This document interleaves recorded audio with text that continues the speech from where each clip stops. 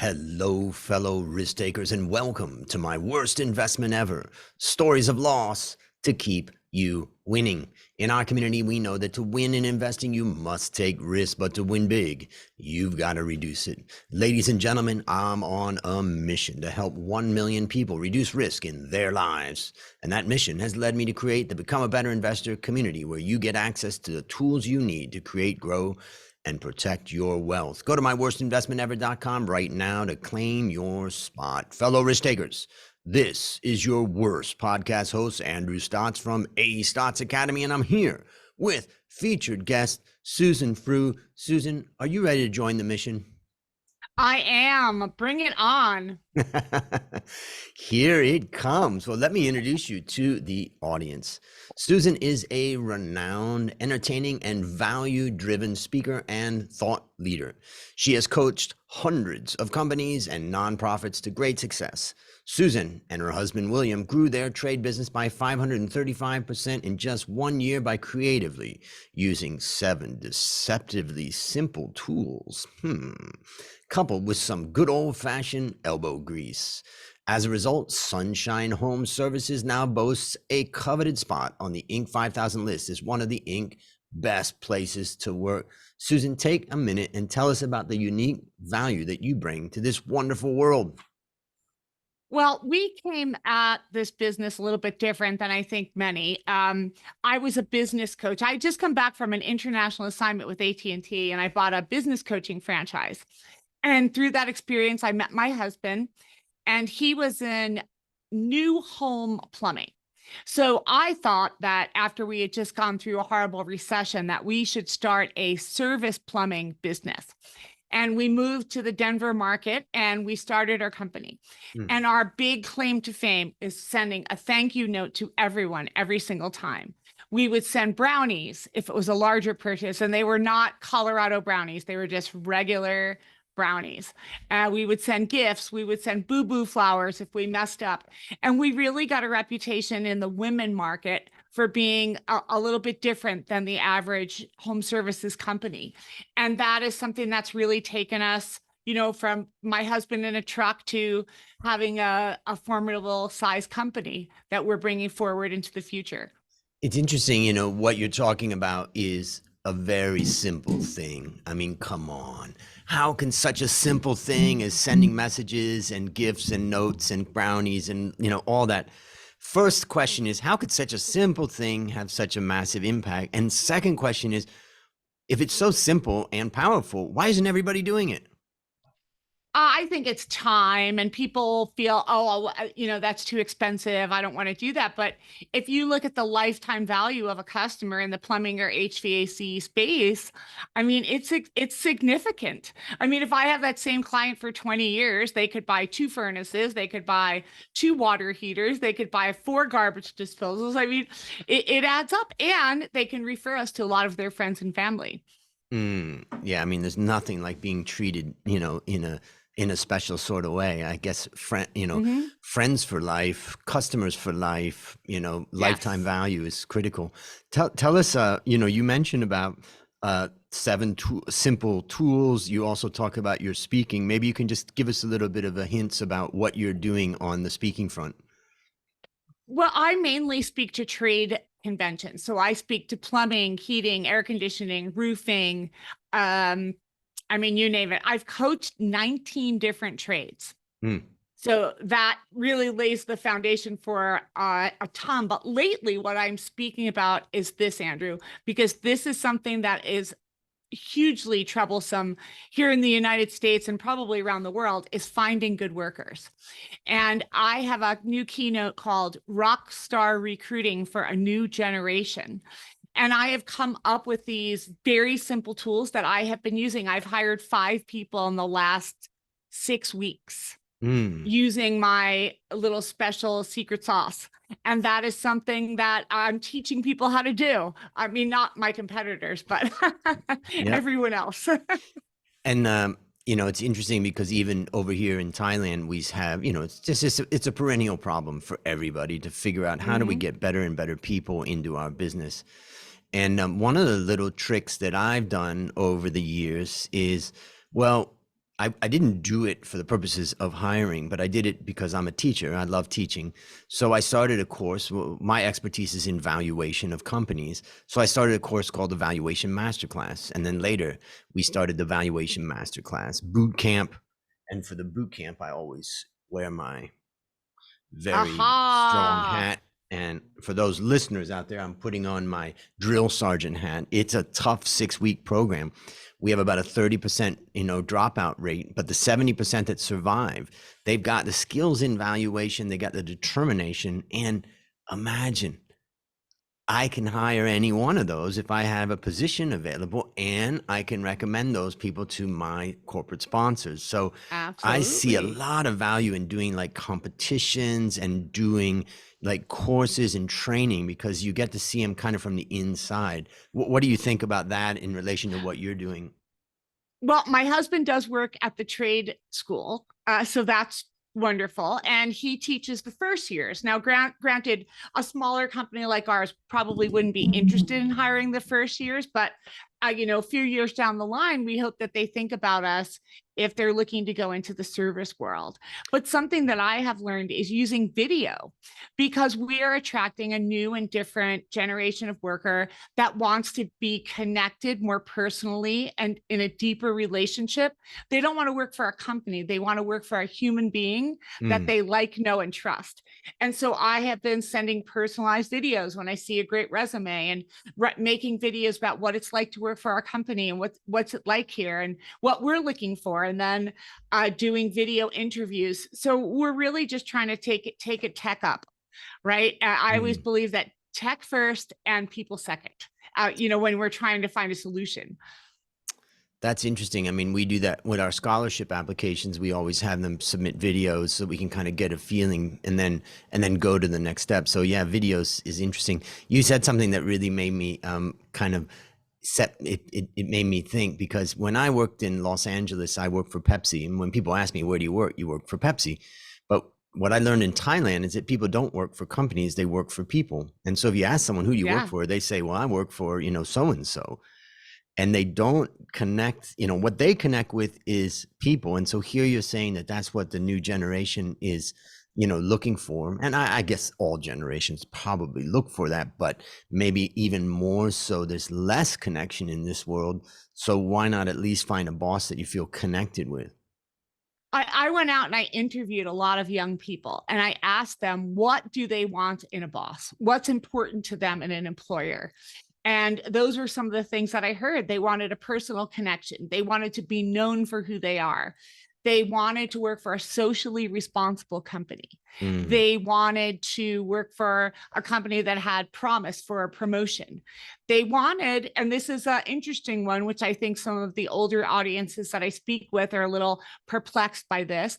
They wanted mental health to be treated like a real thing, and mm. to be treated just like any other illness or problem, where I may have to call out on a Monday because I need a mental health day, and they don't want to be ridiculed, and they don't want that to be, marked against them in any way. And they're very, very open about that, where I think older generations really kept that kind of information much closer to the vest. Mm. Yeah, such huge changes going on in the workforce for sure. Yeah. Well, what's the best way for people to connect with you? Where is the best place for them to go? The best place to find me is on LinkedIn, and it's Susan Frew, Frew. It's the best way to find me. Mm, Or Susan at SusanFrewSpeaks.com is another way.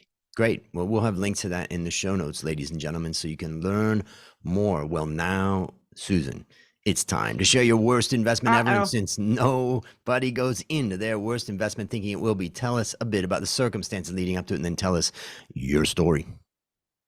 Well, as I mentioned, I left my AT&T assignment. I was in the Caribbean for 2 years. I was in Grenada and St. Vincent and the Grenadines. And when I came back, I bought a business coaching franchise, actually an Australia-based business coaching franchise in Breckenridge, Colorado.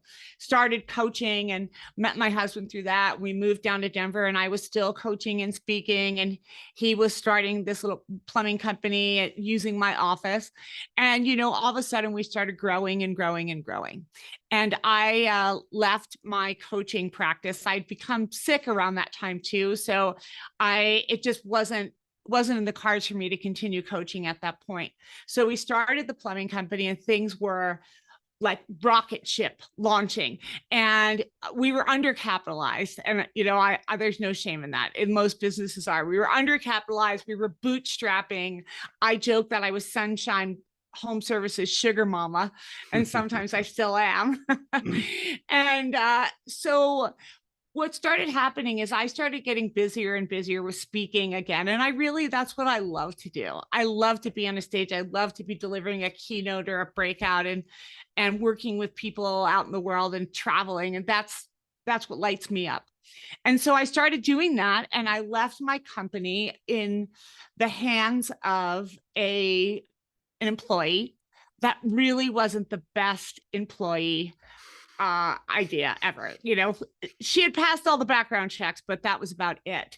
And as I was traveling and this is a lot to do, and I'm going to take full responsibility. The next part of this is due to my ego, right? Because I was the boss, and I could do what I want, and I could not delegate things to employees. I could abdicate and dump all the crap I didn't want to do on employees, which is what I did. And of course, I didn't have the proper supervision in place, and I didn't have the, trust but verify model. And my employee was allowed to get mail, and they were allowed to use my credit cards, so they had access to my bank accounts and to all of our accounts all over, like our Tiger account and auto repair, you name it, tools.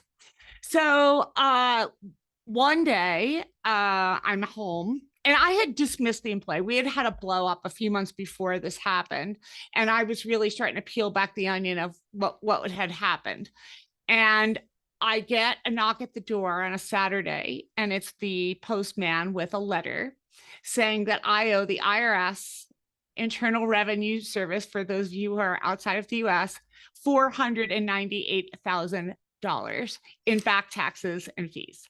And then I got a $209,000 fine for not supervising my employee. So how the heck could that happen, right? I was a business coach. I'm very astute at financials. I've taught financials, but this is what she was doing. I put her on a pay plan, which I thought was genius at the time, that she would get a bonus every month if she could stay on budget. Well, her way of staying on budget was to short the bills, not pay the bills, but short them. So if we owed the IRS on Friday $5,000, she paid $4,000. If we owed $4,000, she paid $3,000, so on and so forth, all the way down the line. And she didn't realize, though, at the end of that period, it would take about 18 months for the IRS to match up the W-2s with all of the 941 deposits and signature sheets that I would submit in with my signature on them, that all of that would catch up. So that is what happened. Then peeling back the onion even further, we found out that she had used our tire account and bought tires for everyone in her family's cars. She had taken one of our gas cards because it was her job to study the gas bill every month, which is a big project. We have a lot of vehicles, and that's always an area for theft in the trades where, you can fill up somebody else's car while you're filling up your own, right? And she bought tools at the local parts store on our account. So it was just nonstop. She ended up getting charged with 6 felonies during the pandemic, which she didn't get any jail time or anything. She just had to pay me $100 a month. But we were $1 million in debt. Oh my God. Yes.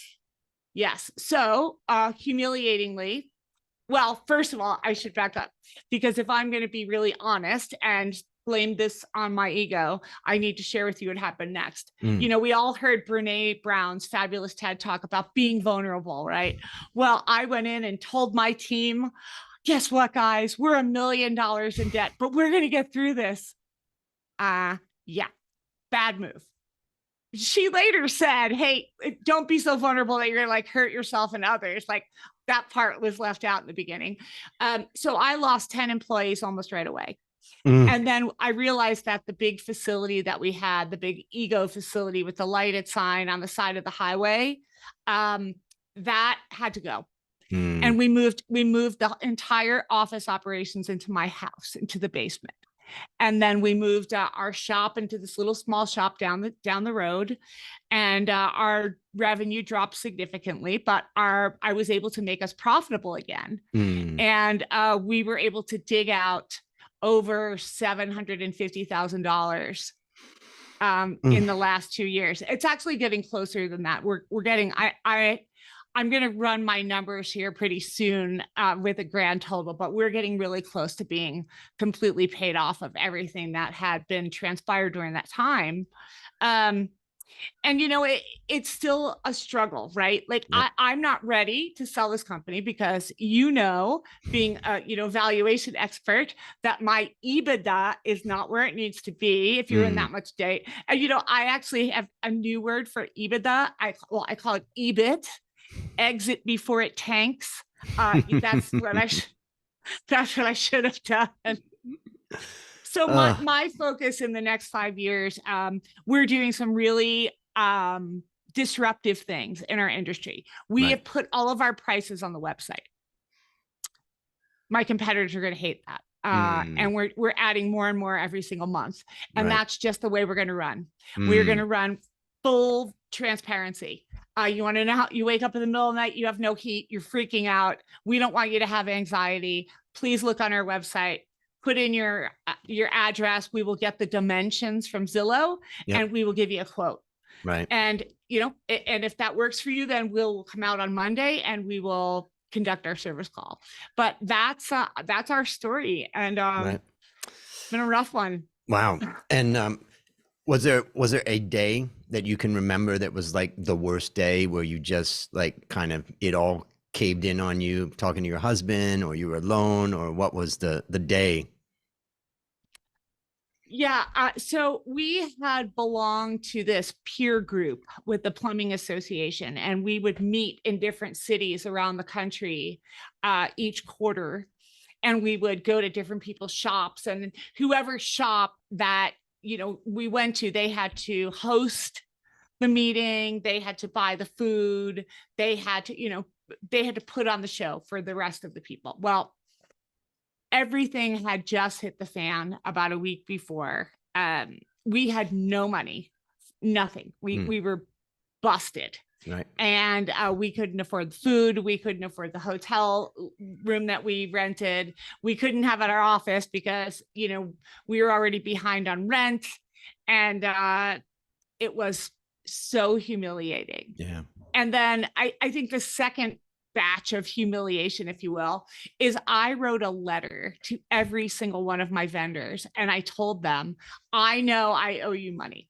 And pretty much you must think I'm an idiot that I didn't already know that, but I didn't. And now I know. And so I promise you, till my dying day, I will pay you back. And every Friday we would have a fun Friday payday, and I would send whatever money I could to each of these people. And I had all of these flip charts all around in my cubicle in the basement. Yep. And I would chalk off that I was paid this one, $25, $50, $100, whatever I had, they would get. Yep. And every single vendor was phenomenal except for one. And that's just one we'll never use again. So. Yep. Well, it's a good lesson. That I'll come to my lessons I take away, but let's review. How would you summarize the lessons that you learned from this experience? Don't take yourself too seriously. Mm-hmm. You need to trust but verify every single employee. You need to find metrics of accountability. Please do not abdicate to someone and dump it on someone else to do your work. You need to have an accountability process in place. Definitely don't take yourself too seriously, and get your own mail. Because if I had been getting my mail, this wouldn't have happened. You would have seen it. And I also think you need to have always have an outside bookkeeper who is really a very strong taskmaster and can really dig in and has no emotional attachment to your office manager, whoever's doing your internal accounting, so that they can, scratch down in there and find any variances. Yep. Maybe I'll share some of the things that I took away. The the first thing is that I've talked to so many people who have lost money in startup companies and running their businesses. And I always say, if there's one piece of advice for anybody that's doing their own business, it is the following: get on time and accurate monthly financial statements. Yeah. And every single month without fail. And don't let anybody, like an accountant may say, well, you don't need that as much, just a revenue thing. Or no. Because actually, in many cases, if you have a sizable business, you're going to have to do accrual accounting, and the accountant will do that. And then you'll be able to see that, okay, wait a minute, hold on. We paid $5,000 to the IRS, but here there's an accrual, or there's a liability building up here. What's that? Oh, wait a minute, that's another 100,000 that we didn't pay. Mm-hmm. So that is one big thing I would say. The second thing that I would say is, I remember when I made a mistake in my career at one point, and it was difficult time, and I talked to my mom and dad, and I felt really ashamed about it, and I had apologized to the people that were involved with it at the company and all of that stuff. And it was difficult. And I was like, Dad, how am I gonna face the community or whatever? And he said, you don't need to say anything. You've already said, you were wrong, and you're sorry to the people involved.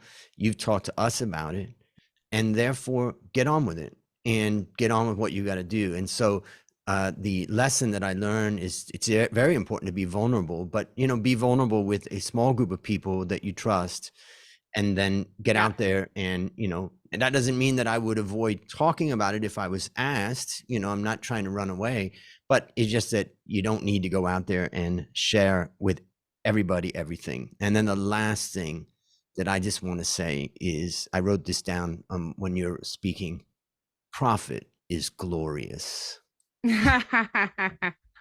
Yeah, this is true.